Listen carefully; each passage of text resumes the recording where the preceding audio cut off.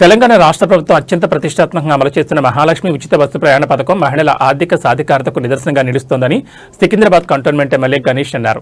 మంగళవారం Jubilee bus స్టేషన్లో RTC సంస్థ ఆధ్వర్యంలో నిర్వహించిన మహిళా ప్రయాణికుల సన్మాన వేడుకకు ఆయన ముఖ్య అతిథిగా హాజరయ్యారు. ఈ సందర్భంగా ఎమ్మెల్యే మాట్లాడుతూ అసెంబ్లీ ఎన్నికల హామీని నిలబెట్టుకుంటూ కాంగ్రెస్ ప్రభుత్వం అధికారంలోకి వచ్చిన 24 గంటల్లోనే ఈ పథకాన్ని ప్రారంభించిందని గుర్తు చేశారు. ఇప్పటి వరకు రాష్ట్ర వ్యాప్తంగా మహిళా సోదరిమణులు 290 కోట్ల సార్లు ఉచితంగా ప్రయాణించారు. ఈ పథకం ద్వారా మహిళల జేబుల్లో 10,000 కోట్ల రూపాయలు ఆదాయాన్ని, ఇది వారి కుటుంబ అవసరాలకు ఎంతో తోడ్పడుతుందని వెల్లడించారు. ముఖ్యమంత్రి రేవంత్ రెడ్డి లక్ష్యం 1 కోటి మంది మహిళలను కోటీశ్వరం చేయడమేనని ఎమ్మెల్యే పేర్కొన్నారు. కేవలం ఉచిత ప్రయాణానికే పరిమితం కాకుండా మహిళలు ఆర్టీసీకి బస్సులను అద్దెకిచ్చే స్థాయికి ఎదగాలని, వారిని ఉత్తమ పారిశ్రామికవేత్తలుగా తీర్చిదిద్దడమే ప్రభుత్వ ధ్యేయమని స్పష్టం చేశారు.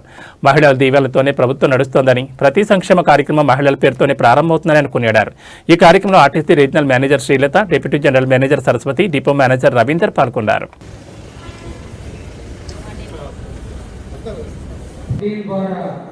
రాష్ట్ర ప్రజలకి సేవలు స్వాగతం సుస్వాగతం పూలబోకలను అందించాల్సిందిగా మనం చేసిన మొదటగా మన కంటోన్మెంట్ శ్రీ గణేష్ గారికి కోరుతా ఉన్నాను. అదే రకంగా భారతి గారు కామారెడ్డి ప్రయాణికురాలు పెద్దలు ముఖ్య అతిథి కంటోన్మెంట్ నియోజకవర్గ శాసనసభ్యులు గౌరవనీయులు పిలిస్తే పలికే నాయకులు జూబ్లీ బస్ స్టేషన్ అభివృద్ధికి కూడా ప్రణాళికలు తీసుకుంటున్నటువంటి గొప్ప నాయకులు మన శ్రీ గణేష్ గారిని ప్రసంగించాల్సిందిగా మనవి చేస్తాం. రంగారెడ్డి జిల్లా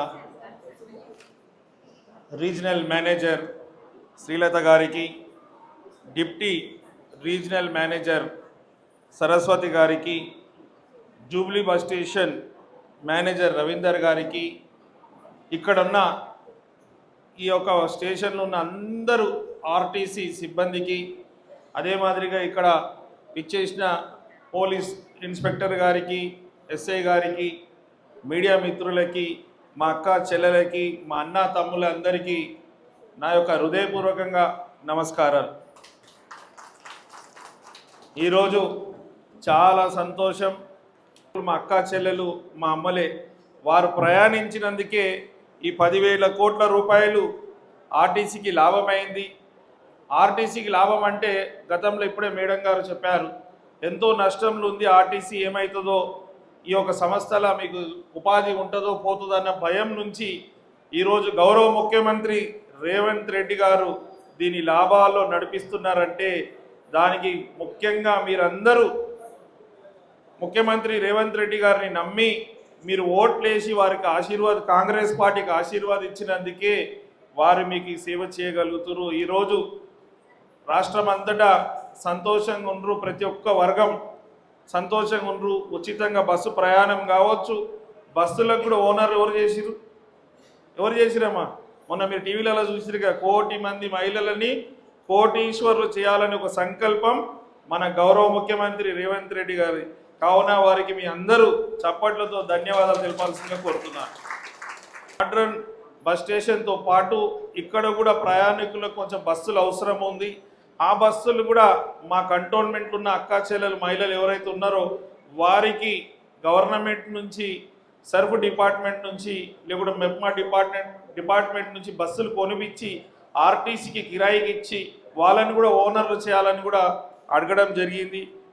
ట్రాన్స్పోర్ట్ మినిస్టర్ పొన్నం ప్రభాకర్ గారు వారు చెప్పారు, ఖచ్చితంగా ఆ బస్సులలో కూడా ఇలా కొనిచ్చి కంటోన్మెంట్ల మహిళలను కూడా కోటీశ్వర్లు చేస్తా అన్నారు.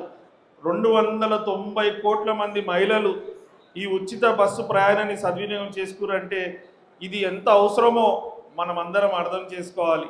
ఎందుకంటే గతంలో ఇందాక అందరు చెప్పారు, ఇద్దరు కూడా డిప్యూటీ మేనేజర్ వాళ్ళిద్దరు జిల్లా పెద్దలు ఇద్దరు కూడా ఏం చెప్పారు, ఎక్కడన్నా అమ్మగారింటికి వెళ్ళాలన్నా, షాపింగ్కి వెళ్ళాలన్నా, గుడికి వెళ్ళాలన్నా, బంధువులను కలవాలన్నా, హాస్పిటల్స్కి వెళ్ళాలన్నా కూడా ప్రతి దగ్గర ముందు పైసలు కట్టాల్సింది. పైసలు లేకనో టైం లేకనో పోకపోతారు. ఇప్పుడు ఏంటంటే ఉచితంగా అనగానే మన ఇంట్లో కూడా పంపిస్తారు, మన అమ్మ నాయనలు కూడా కావచ్చు, ఇంట్లో అత్తగారు కూడా సరే పోయిరామని చెప్పడంతో అందరూ యాత్రలు కూడా చేసి వస్తారు.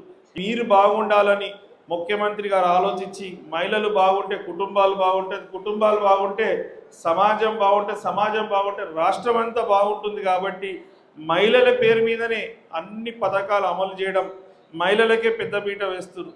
మీరు గృహలక్ష్మి అయినా మీరే, మహాలక్ష్మి అయినా మీరే. మహాలక్ష్మి ఇందిరమ్మ పేరు మీద అన్ని ప్రోగ్రాంలు పెట్టి ఇందిరమ్మ క్యాంటీన్ కూడా పెట్టిస్తున్నారు.